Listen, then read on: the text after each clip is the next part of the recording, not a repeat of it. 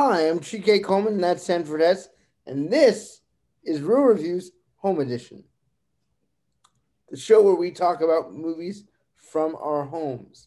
This week, we are continuing our Black History Month theme with two very original concepts.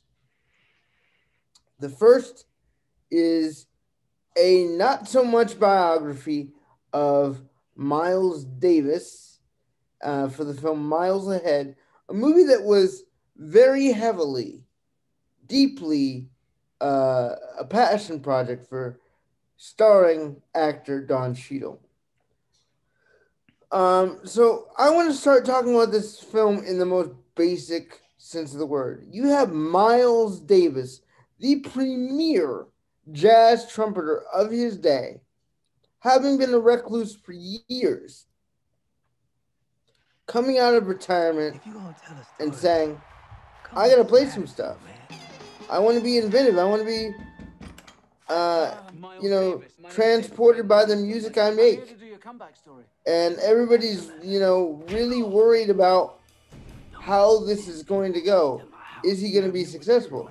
So much so that a reporter, and I'm not going to remember the name of the reporter, a reporter played by Ewan McGregor, basically starts shadowing Miles and learns his behaviors and learns a bit what his past was like, what caused his heartbreak, what brought him joy,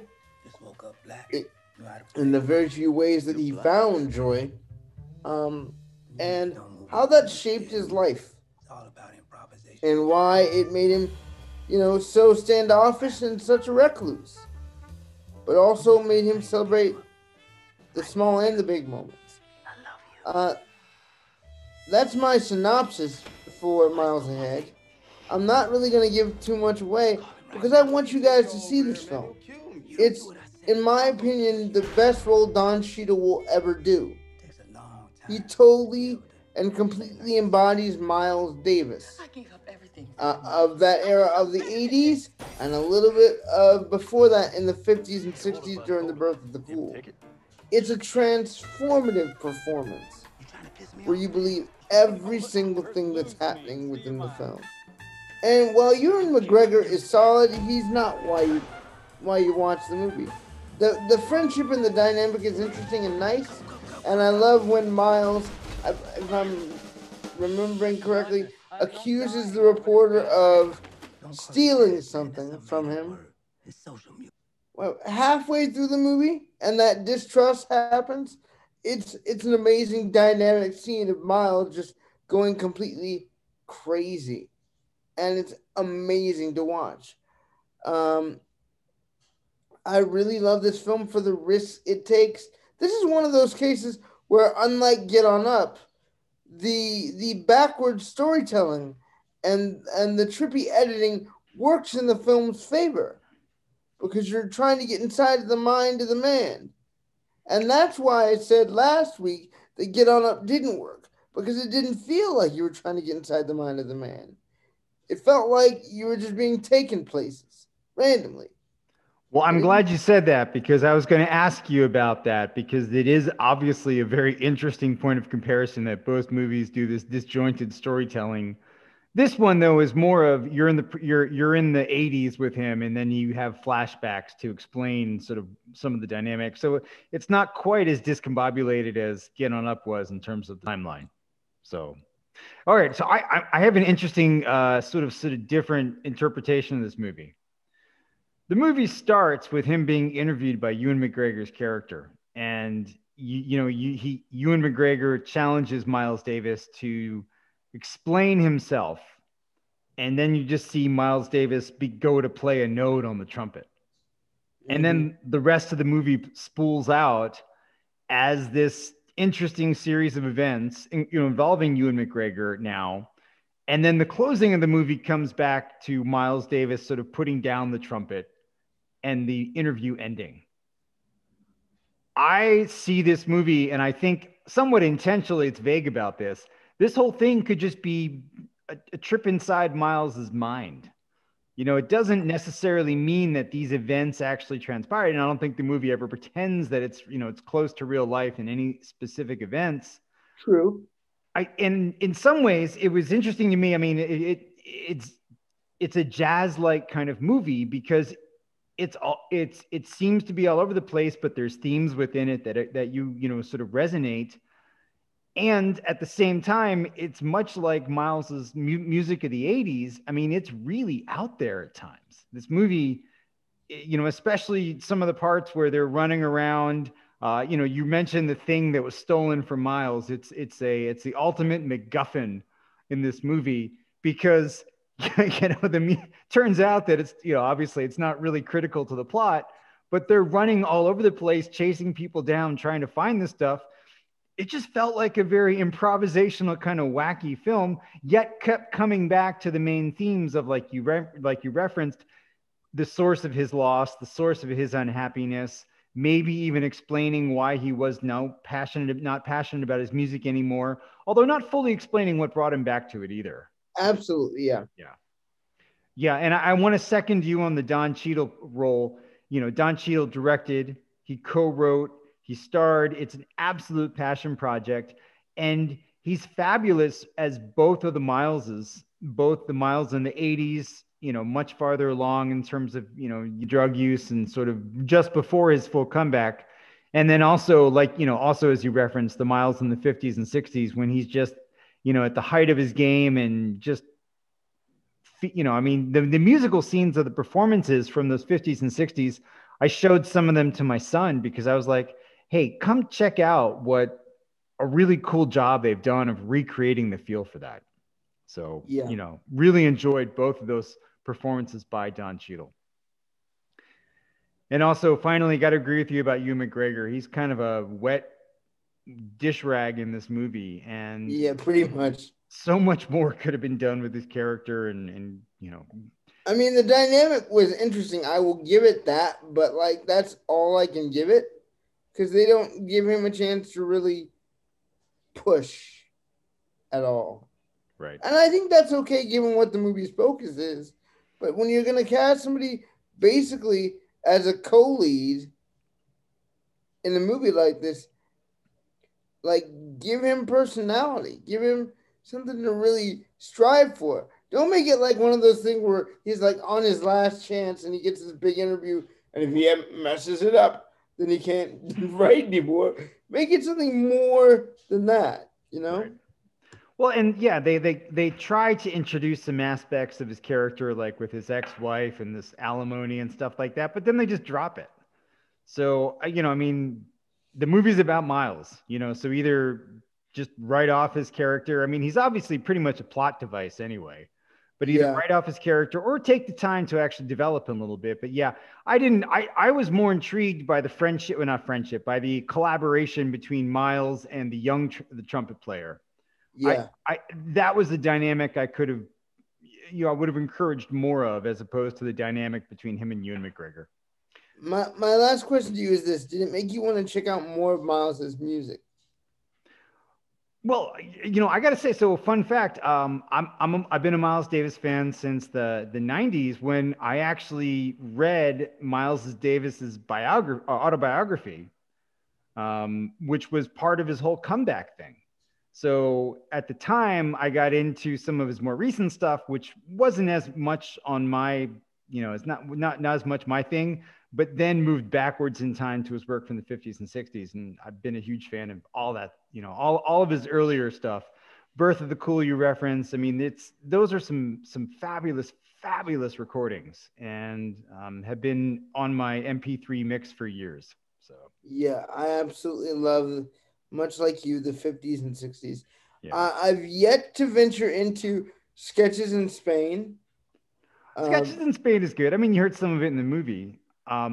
What did you think of the final scene? Did you hang out for the end credits of the movie? Of course I did. When I saw this in the theater ages ago, I hung out for the end credits, and when I watched it again, playing with Herbie Hancock and I recognized like one or two of the other musicians. Dropping it now, but yeah, that was cool. I mean, you know, and hey, look, you know, faking playing trumpet is not easy, but Don Cheadle did a great job at that too. And did he actually play the trumpet for the end thing? Because he had all those other performers with him at the end.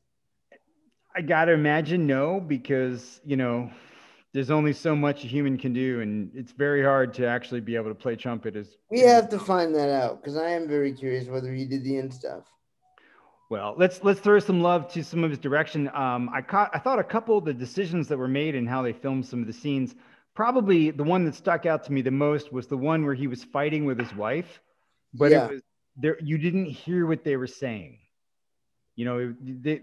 There was music on, and purposely there was no dialogue. yeah. And I thought some of the decisions that were made about how to film some of the scenes were really, really cool, just like that. So, I this is the movie Don Cheadle might have been born to make, and I'm happy it's out there. And like you, I encourage everybody to go check it out. I will say my favorite thing that he did in his direction was his fade in, fade out to the past.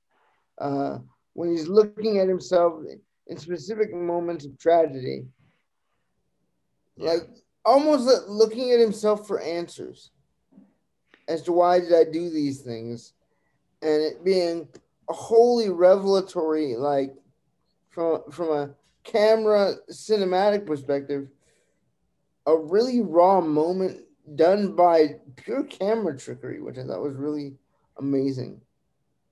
Yeah, excellent. Now, All right, well, speaking of yeah, trick, right, well, first of all, we recommend this, right? right, Okay. yes. Well, now speaking of trickery, our next film just recently came out. This is a film I was excited for the second I saw the trailer. It's Judas and the Black Messiah, starring Lakeith Stanfield, Daniel Kaluuya. I'm gonna blank on this other guy's name. I love him too. Oh, He plays Bill O'Neill, what? the one who plays Bill O'Neill. No, the FBI guy. Oh, yeah. Oh, I'm what is blanking his on his name name? too. You keep going, and I'll have it in a moment. Tell Jesse the Plemons. audience. Jesse Plemons. Okay, so this film talks about the Black Panther movie in the way that only could be told. Well, it's told in an interesting way. You start out with William O'Neill. He's a typical guy, goes into a bar. Basically, it says he's an FBI agent. Everybody believes him up until a point where his lie is revealed and he steals a car and drives off. He then gets caught by the cops and they offer him something, but we don't see what that is. Turns out what the FBI offered him was the opportunity to work undercover in the Black Panther Party and to basically spy on their whole mission and figure out what they're up to. And because he's being compensated so generously, he is digging up information on what the movement is up to, specifically in the Chicago branch, and seeing how these Panthers move, how they react to danger, how they have that distrust of each other. And it's a wonderful, brilliant, beautiful thing. And at the head of it all is Fred Hampton, played by Daniel Kaluuya. And his mission, in a way, I'm just gonna say this, is to civilize the world, unite everyone, despite them not all really wanting to be united.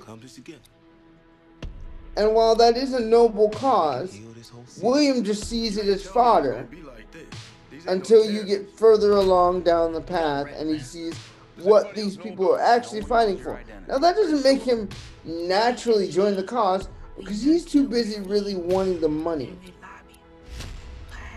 That is until he starts to see the cost of his efforts. Then his mind frame shifts to something bigger and better, and he starts to work with the Panthers, but also still helping the FBI because he doesn't want to lose his quote-unquote freedom. This is a movie about how people can be shackled to a set of ideals because their freedom is at stake, and how those with freedom can feel shackled by society. Anywhere there's people, I really love this movie, mostly for Lakeith Stanfield's performance, because it's a character I hated pretty much all the way through.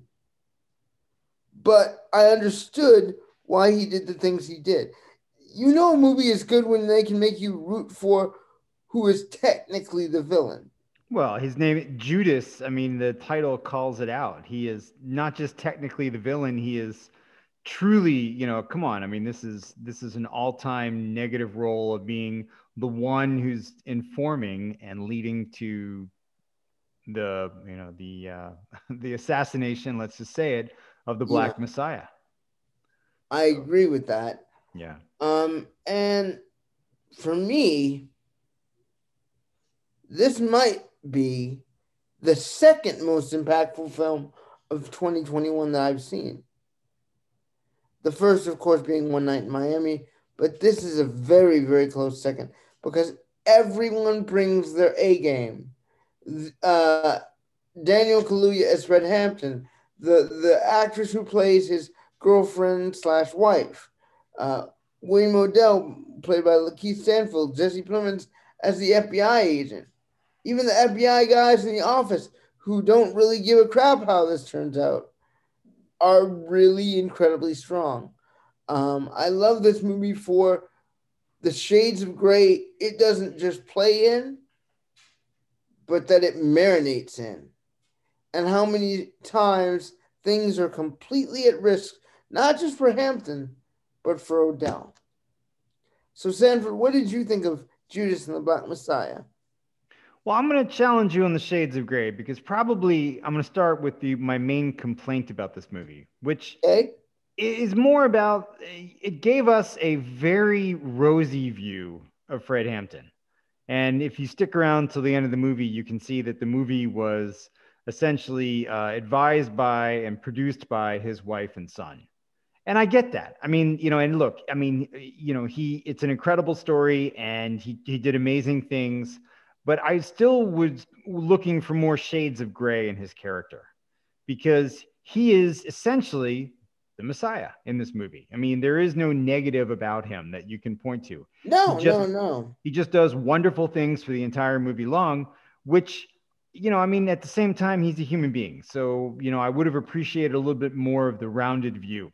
Now, that being said, that's a minor quibble because, like you said, there are shades of gray. And I thought this part really impressed me about this movie. The FBI is not played as just a bunch of stooges or racists or anything else.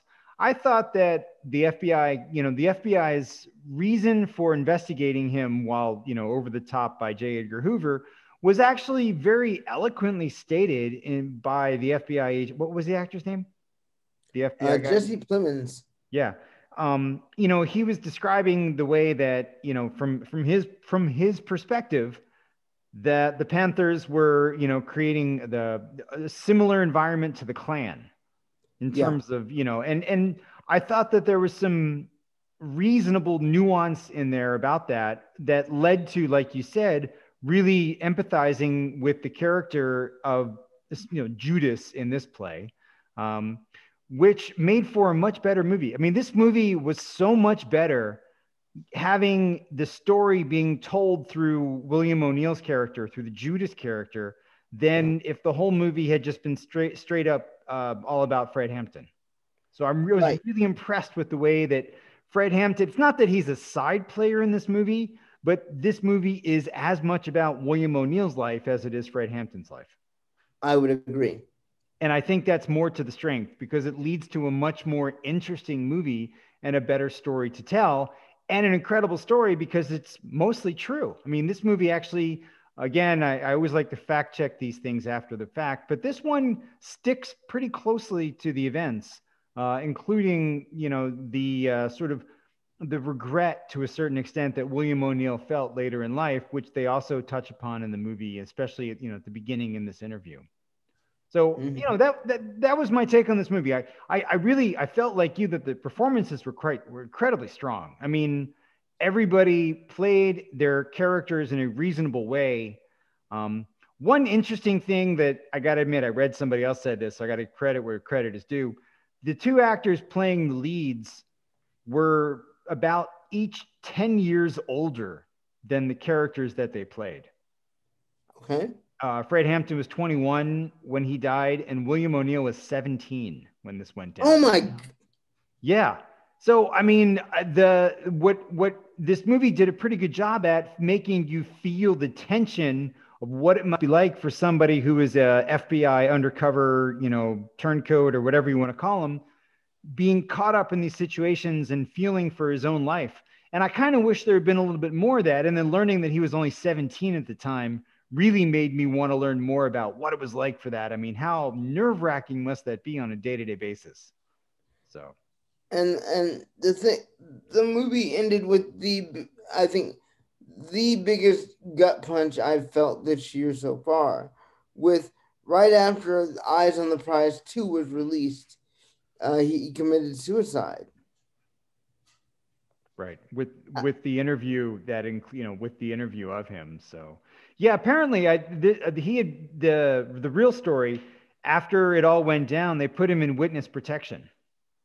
And so he had actually moved to California, but then by the 80s, he had moved back to Chicago, and I guess was afraid that now that his name was out there in his face, who knew, either the guilt of it or the fear of getting, the reprisal led to his suicide.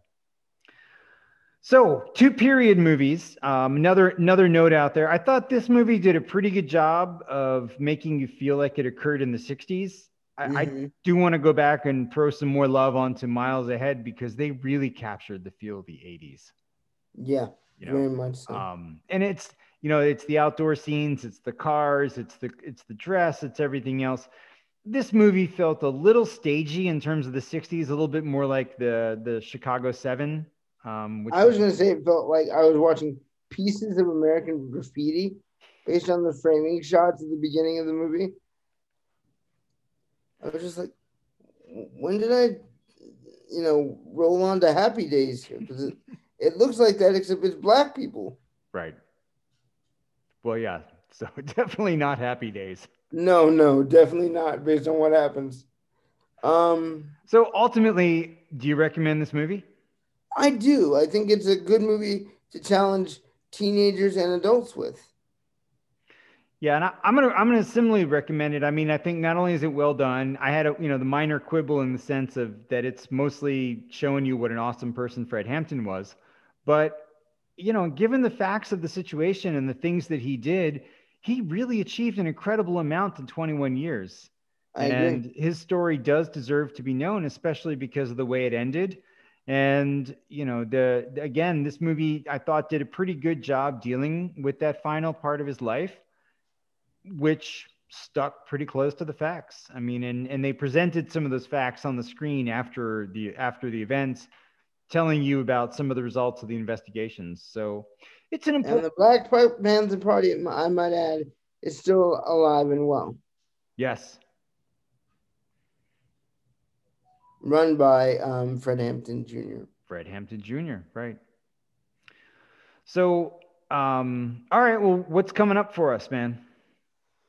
Well, I wanted to look at the United States versus Billie Holiday, but I also want to look at Pulp Fiction. It's not necessarily a piece of Black History Month, but it features one of my favorite African-American actors to ever grace a film, and that is Samuel L. Jackson. Well, and I got to say, probably his finest role. I mean, Snakes on a Plane is up there. I'm not saying that. What now? I'm not saying that out of any kind. I mean, seriously, Samuel Jackson in Snakes on a Plane is just a man in his prime. But yeah, this I would say that this movie more than it. Well, we'll talk about it next week. We're gonna have to, because I still have another movie that I think he did better than that. What, Shaft? Actually, yes. Yeah, he was good in Shaft. But I mean, that's almost like cheating. Having Samuel Jackson play Shaft is just, I mean, come on. I see your point. It's like in video games, if you got the superpower. Well, what's the superpower? Oh, you get to be Shaft in a Shaft movie. Right. It's like playing in God mode, Actually, you know what? I'm sorry, viewers. I'm going to change this up. I want to do Pulp Fiction, and I want to do To Sir with Love. To Sir with Love. Yes. The name is familiar, but we're going to send our audience scurrying to Google, but they will hear about it next week. Yeah, you'll hear about it next week, and you'll learn something from it too. We'll see you then, dear viewers. Have a good week. Bye, guys.